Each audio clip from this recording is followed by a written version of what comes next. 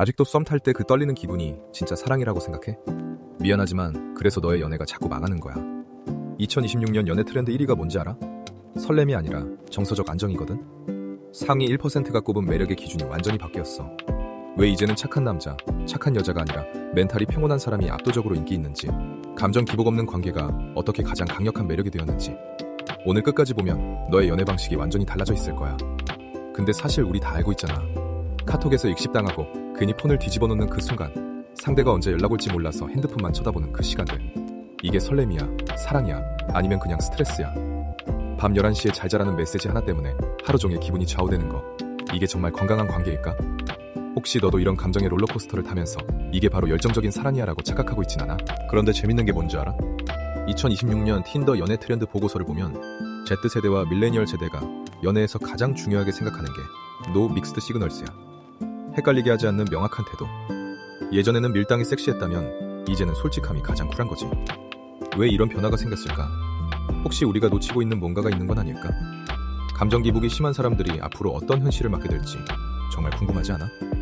이유는 간단해. 현대인들이 감정의 가성비를 따지기 시작했거든. 회사에서 이미 충분히 스트레스 받는데 연애에서까지 감정 소모하고 싶지 않은 거야. 서울대 소비자학과에서 2030세대 1200명을 대상으로 조사한 결과를 보면 73%가 잦은 다툼을 관계의 적신호로 본다고 답했어.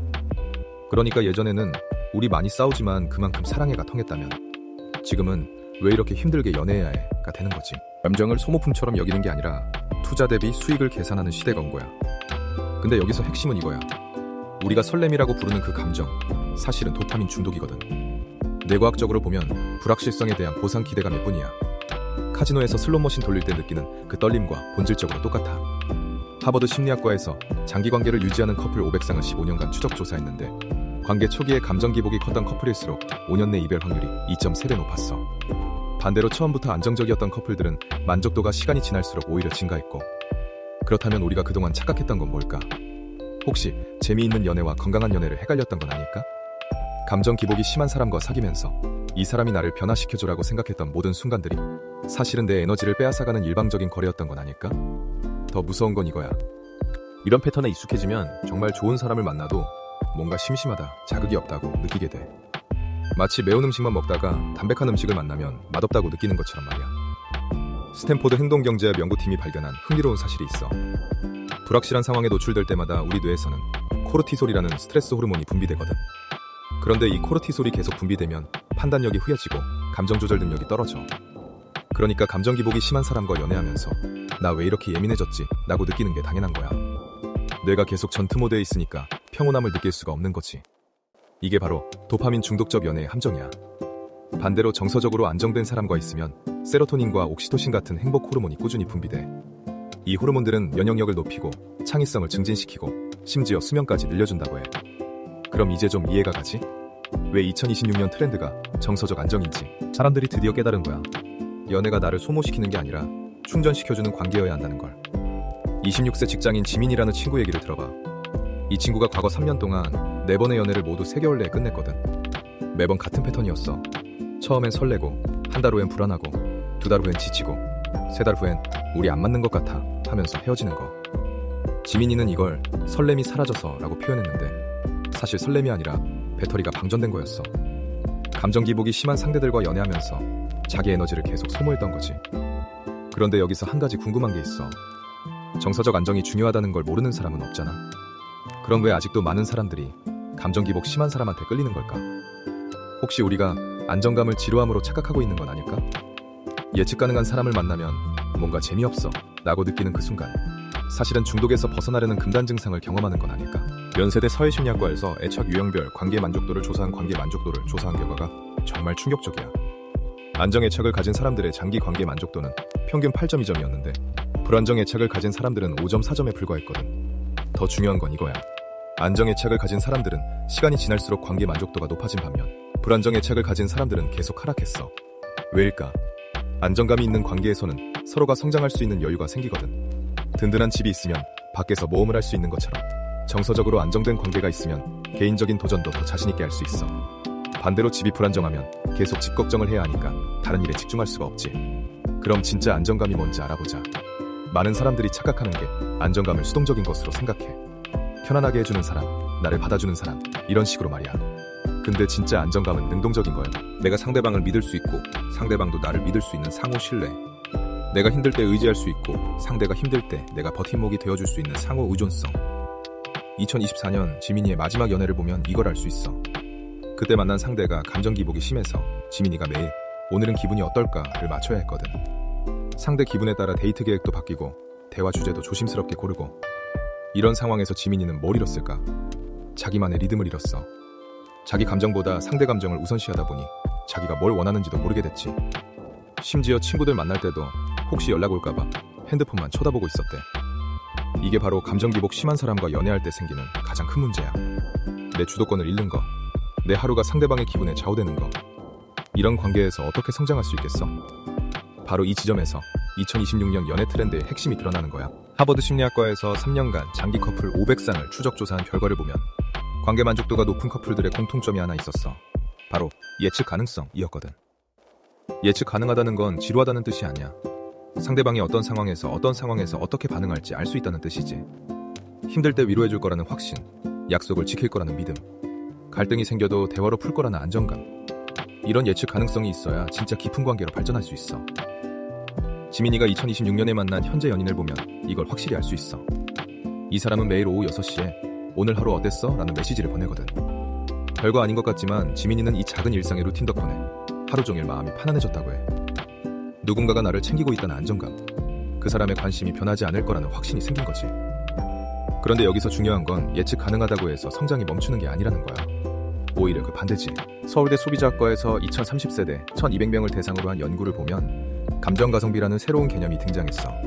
감정가성비란 내가 투입한 감정적 에너지 대비 얻는 만족감의 비율이야.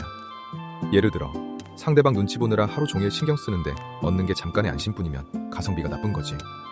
반대로 서로 솔직하게 대화해서 문제를 해결하고 더 가까워지면 가성비가 좋은 거고. 현대사회가 얼마나 복잡하고 스트레스가 많은지 생각해봐. 직장에서는 상사 눈치, 동료 관계, 성과 압박에 시달리고 집에 가면 각종 생활비 걱정에 미래 불안까지. 이런 상황에서 연애마저 감정 소모적이면 어떻게 버티겠어? 그럼 왜 아직도 많은 사람들이 감정 기복 심한 사람에게 끌리는 걸까? 혹시 우리가 자극과 성장을 헷갈리고 있는 건 아닐까? 롤러코스터를 타면 처음엔 짜릿하잖아. 심장이 콩쾅거리고 아드레날린이 솟구치고 살아있다는 느낌이 강하게 들어. 그런데 계속 타면 어떻게 돼? 멀미가 나고 머리가 어지럽고 결국엔 내려서 쉬고 싶어져. 감정 기복 심한 연애도 마찬가지야. 처음엔 이 사람 때문에 내가 이렇게 감정적이 될 수 있구나 라고 느끼면서 뭔가 특별한 경험을 하는 것 같거든. 하지만 시간이 지나면 그게 성장이 아니라 소모였다는 걸 깨닫게 돼. 틴더에서 발표한 2026년 연애 트렌드 보고서를 보면 가장 인기 있는 프로필 키워드가 No Mixed Signals야. 헷갈리게 하지 않는다, 명확하다, 솔직하다는 뜻이지. 과거에는 밀고 당기기, 애매한 매력이 섹시하다고 여겨졌다면 이제는 직진하는 매력이 대세가 된 거야. 왜 이런 변화가 생겼을까? 사람들이 드디어 깨달았거든. 진짜 매력적인 사람은 상대방을 헷갈리게 만드는 사람이 아니라 자기 마음을 정확히 알고 그걸 솔직하게 표현할 수 있는 사람이라는 걸. 생각해봐. 누군가가 너한테 나 너 좋아해, 근데 확신은 안 서 라고 말한다면? 아니면 나 너 좋아해, 그래서 너와 진지한 관계를 원해 라고 말한다면? 어느 쪽이 더 매력적으로 느껴져? 지민이의 현재 연인이 바로 이런 사람이야. 첫 데이트 때부터 나는 진지한 관계를 찾고 있고 너도 그렇다면 천천히 알아가 보자고 명확하게 말했거든. 처음엔 지민이가 너무 직설적인 거 아닌가? 라고 생각했는데 시간이 지나면서 이 명확함이 얼마나 편안한지 깨달았대. 상대방의 마음을 추측하느라 에너지를 쓸 필요가 없으니까 그 에너지를 서로를 더 깊이 알아가는 데 쓸 수 있었어. 서로의 가치관, 꿈, 일상의 작은 취향들까지. 이전 연애에서는 오늘 기분이 어떨까를 걱정했다면 이제는 오늘은 뭘 함께 배울까를 생각하게 됐지. 이게 바로 안정적인 관계에서만 가능한 거야. 기본적인 신뢰와 안정감이 있어야 그 위에서 진짜 성장이 일어날 수 있거든. 그런데 여기서 하나 더 생각해 볼 게 있어. 혹시 우리가 편안함을 무기력함으로 착각하고 있는 건 아닐까? 감정 기복이 없다고 해서 열정도 없다고 생각하는 건 아닐까? 사실 많은 사람들이 이 지점에서 헷갈려해. 너무 편안하면 발전이 없을 것 같아, 자극이 없으면 관계가 식을 것 같아 라고 걱정하거든. 그런데 정말 그럴까? 스탠퍼드 대학교 관계심리학 연구소에서 흥미로운 실험을 했어. 커플들을 두 그룹으로 나눠서 한 그룹은 스릴 넘치는 활동을, 다른 그룹은 편안한 활동을 함께하게 했거든. 6개월 후 결과를 보니 예상과 달랐어. 스릴 넘치는 활동을 한 그룹은 처음 2개월까지는 관계 만족도가 높았지만 3개월 후부터 급격히 떨어지기 시작했어. 반면 편안한 활동을 한 그룹은 처음엔 만족도가 보통이었지만 시간이 지날수록 계속 상승했거든. 왜 이런 결과가 나왔을까? 스릴 넘치는 활동은 도파민을 급격히 올렸다가 떨어뜨리는 반면 편안한 활동은 세로토닌과 옥시토신을 꾸준히 분비시켰기 때문이야. 도파민은 중독성이 있어서 점점 더 강한 자극이 필요해지지만 세로토닌과 옥시토신은 지속 가능한 행복감을 만들어내거든. 실제로 지민이도 이걸 경험했어. 이전 연애에서는 매번 새로운 데이트 장소, 특별한 이벤트를 계획해야 한다는 압박감이 있었대. 그런데 현재 연인과는 집에서 영화 보는 것만으로도 충분히 만족스럽다고 해. 왜냐하면 그 시간 동안 진짜 서로에게 집중할 수 있거든. 그럼 정서적으로 안정된 사람은 어떻게 알아볼 수 있을까? 첫 번째는 일관성이야. 기분 좋을 때와 나쁠 때 태도가 크게 달라지지 않는 사람. 물론 완전히 똑같을 수는 없지만 기본적인 존중과 배려는 항상 유지하는 사람이지. 두 번째는 자기 감정에 대한 책임감이야. 화가 났을 때 네가 나를 화나게 했어가 아니라 나 지금 화가 나는데 잠깐 시간을 좀 갖고 정리해볼게 라고 말할 수 있는 사람. 자기 감정을 상대방 탓으로 돌리지 않는 사람이거든. 세 번째는 갈등을 회피하지도 과도하게 확대하지도 않는 사람이야. 문제가 생겼을 때 괜찮아 넘어가자 도 아니고 이건 정말 심각한 문제야 도 아닌 적절한 선에서 해결하려고 노력하는 사람. 그런데 여기서 한 가지 더 생각해볼 게 있어. 혹시 우리 자신은 어떨까? 정서적으로 안정된 사람을 원하면서 정작 내가 그런 사람인지는 돌아보지 않는 건 아닐까? 지민이도 처음엔 이 부분에서 깨달음을 얻었대. 계속 감정 기복 심한 사람들만 만났다고 생각했는데 되돌아보니 자신도 상대방의 작은 행동 하나하나에 과도하게 반응하고 있었던 거야. 상대방이 답장을 늦게 하면 나한테 관심이 없나? 라고 불안해하고 다른 사람과 웃으면 혹시 나보다 저 사람을 더 좋아하나? 라고 의심하고 이게 바로 정서적 안정의 핵심이야. 상대방을 바꾸려고 하기 전에 내가 먼저 안정된 사람이 되는 거지. 지민이는 이걸 깨닫고 나서 6개월 동안 자기 감정 패턴을 관찰했대. 불안해질 때마다 이 감정이 사실에 근거한 건지 아니면 내 상상에 근거한 건지를 구분하는 연습을 했어. 결과는 놀라웠어. 불안의 80%가 실제 상황이 아니라 자신의 추측에서 나온다는 걸 발견한 거야. 상대방이 답장을 늦게 한 이유가 나에 대한 관심이 없어서가 아니라 단순히 회의가 길어졌기 때문이었던 경우가 대부분이었거든. 그럼 구체적으로 어떻게 하면 될까? 첫 번째는 감정과 사실을 구분하는 거야. 그 사람이 나를 싫어한다가 아니라 그 사람이 오늘 말을 적게 했다로 표현하는 거지. 감정이 아니라 관찰 가능한 행동으로만 상황을 파악하는 연습이야. 두 번째는 상대방에 대해 확인하는 용기를 갖는 거야. 추측으로 혼자 괴로워하지 말고 오늘 좀 조용한 것 같은데 무슨 일 있어? 라고 자연스럽게 물어보는 거지. 대부분의 경우 그냥 피곤해서 그래 라는 단순한 답이 돌아와. 세 번째는 내 감정의 주인이 되는 거야. 네가 나를 화나게 했어. 대신 나 지금 화가 나는데 이 감정을 어떻게 처리해야 할지 모르겠어 라고 표현하는 거지. 이렇게 말하면 상대방도 방어적이 되지 않고 함께 해결책을 찾으려고 해.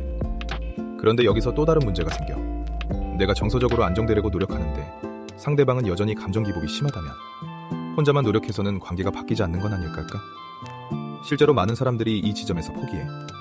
내가 아무리 노력해도 상대방이 안 바뀌네 라고 생각하면서 특히 상대방이 질투를 유발하려고 하거나 일부러 답장을 늦게 하거나 감정적으로 조정하려고 할 때 말이야. 이런 상황에서는 어떻게 해야 할까? 계속 참고 견뎌야 하는 걸까? 아니면 바로 관계를 정리해야 하는 걸까? 답은 경계선을 명확히 하는 거야. 상대방의 행동을 바꾸려고 하는 게 아니라 내가 받아들일 수 있는 선과 받아들일 수 없는 선을 분명히 하는 거지. 예를 들어 상대방이 화가 났을 때 소리를 지르는 습관이 있다면 화가 나는 건 이해하지만 소리 지르면서 대화하는 건 받아들일 수 없어. 진정하고 나서 이야기하자 라고 말하는 거야. 이때 중요한 건 감정적으로 대응하지 않는 거지. 차분하지만 단호하게. 하버드 비즈니스 스쿨의 관계 연구에 따르면 이런 식으로 경계선을 설정한 커플들이 그렇지 않은 커플들보다 관계 만족도가 40% 높았대. 왜냐하면 서로가 어디까지가 허용 범위인지 알게 되니까 그 안에서 안전하게 감정을 표현할 수 있게 되거든. 지민이도 현재 연인과 이런 과정을 거쳤어. 처음 사귈 때 연인이 스트레스 받으면 며칠씩 연락을 안 하는 패턴이 있었대. 예전 같으면 지민이가 불안해하면서 계속 연락했겠지만 이번엔 달랐어. 스트레스 받을 때 혼자 시간이 필요한 건 이해해. 근데 최소한 며칠 정도 시간이 필요하다고는 말해줬으면 좋겠어. 그래야 나도 기다릴 수 있거든? 이라고 솔직하게 말했대. 연인도 자신이 의식하지 못한 패턴이었다는 걸 깨닫고 그 다음부터는 스트레스 받을 때 미리 알려주기 시작했어. 이게 바로 건강한 관계에서 일어나는 일이야.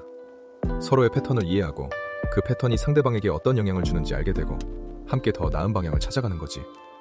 그런데 모든 사람이 이렇게 건설적으로 반응하는 건 아니야. 경계선을 설정하려고 하면 네가 나를 통제하려고 한다. 왜 이렇게 까다로워? 라고 반응하는 사람들도 있거든.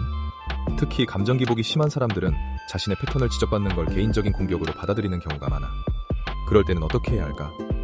계속 설득해야 하는 걸까? 아니면 그냥 포기해야 하는 걸까? 이때가 바로 관계의 진짜 테스트야. 상대방이 성장하려는 의지가 있는지 아니면 현재 패턴을 고수하려고 하는지가 드러나는 순간이거든. 성장하려는 의지가 있는 사람이라면 처음엔 방어적으로 반응하더라도 시간이 지나면서 아, 내가 이런 패턴이 있었구나 라고 받아들이게 돼. 그리고 함께 해결책을 찾으려고 노력해. 하지만 계속 방어적이고 상대방을 탓하고 자신의 패턴을 바꿀 생각이 전혀 없다면 그때는 이 관계가 정말 내게 맞는 관계인지 진지하게 고민해봐야 해. 연세대 심리학과에서 3년간 커플 500쌍을 추적 관찰한 결과 한쪽이 성장하려고 노력하는데 다른 쪽이 전혀 변화하려 하지 않는 커플의 85%가 결국 헤어졌대. 반면 둘 다 성장하려고 노력하는 커플의 92%는 관계를 유지했고 관계 만족도도 지속적으로 상승했어. 그럼 구체적으로 어떻게 실천할 수 있을까? 일주일 정서적 안정감 체크 플랜을 소개해줄게. 첫 번째, 1대 2일차에는 나의 감정 트리거 일기를 써봐. 하루에 3번, 아침, 점심, 저녁에 감정 변화를 기록하는 거야. 언제, 어떤 상황에서 어떤 감정이 들었는지, 그 감정의 강도는 어느 정도였는지를 구체적으로 적어보는 거지. 두 번째, 3, 4일차에는 불안감을 상대에게 전가하지 않는 대화 연습을 해봐. 너 때문에 불안해가 아니라 나 지금 불안한데 이 감정을 어떻게 처리해야 할지 모르겠어 라고 표현하는 거야. 처음엔 어색하겠지만 연습하면 자연스러워져. 세 번째, 5, 6일차에는 예측 가능한 사람 되기 실험을 해봐. 약속 시간을 정확히 지키고 연락 패턴을 일정하게 유지하고 기분에 따라 태도가 크게 달라지지 않도록 의식적으로 노력하는 거야. 그런데 이렇게 하다 보면 내가 너무 계산적으로 사는 건 아닌가? 라는 생각이 들 수도 있어. 감정을 억누르고 기계처럼 행동하는 게 정말 건강한 관계일까? 실제로 많은 사람들이 이 부분에서 혼란스러워해. 진짜 나를 보여주는 게 좋은 건지 아니면 안정된 모습만 보여주는 게 좋은 건지 말이야. 여기서 중요한 건 감정을 억누르는 게 아니라 감정을 건강하게 표현하는 방법을 배우는 거야. 화가 났을 때 소리를 지르는 대신 나 지금 정말 화가 나는데 좀 진정하고 나서 이야기해도 될까? 라고 말하는 거지. 감정은 그대로 있되 표현 방식만 바꾸는 거야. 지민이가 바로 이걸 터득했어. 예전에는 짜증날 때 냉전을 하거나 빈정거리는 말을 했는데 지금은 나 오늘 좀 예민한데 이런 내 모습 보기 싫으면 내일 만날까? 라고 솔직하게 말한대. 오히려 이런 솔직함이 상대방에게 더 매력적으로 다가간다고 해. 왜냐하면 상대방 입장에서는 아, 이 사람은 자기 감정을 잘 알고 있구나. 그리고 나에게 피해를 주지 않으려고 배려하는구나 라고 느끼게 되거든. 이게 바로 진짜 매력이야. 결국 정서적 안정이라는 건 감정이 없는 상태가 아니라 감정을 건강하게 다룰 줄 아는 능력인 거지. 그리고 이런 능력을 가진 사람들끼리 만나면 서로에게 롤러코스터가 아니라 든든한 집이 되어줄 수 있는 거야. 2026년 연애 트렌드가 정서적 안정으로 바뀐 이유도 여기에 있어. 사람들이 드디어 깨달은 거지. 설렘은 유통기한이 짧지만 안정은 평생 가는 자산이라는 걸. 당신의 연애가 더 이상 전쟁이 아닌 휴식이 되기를 바라.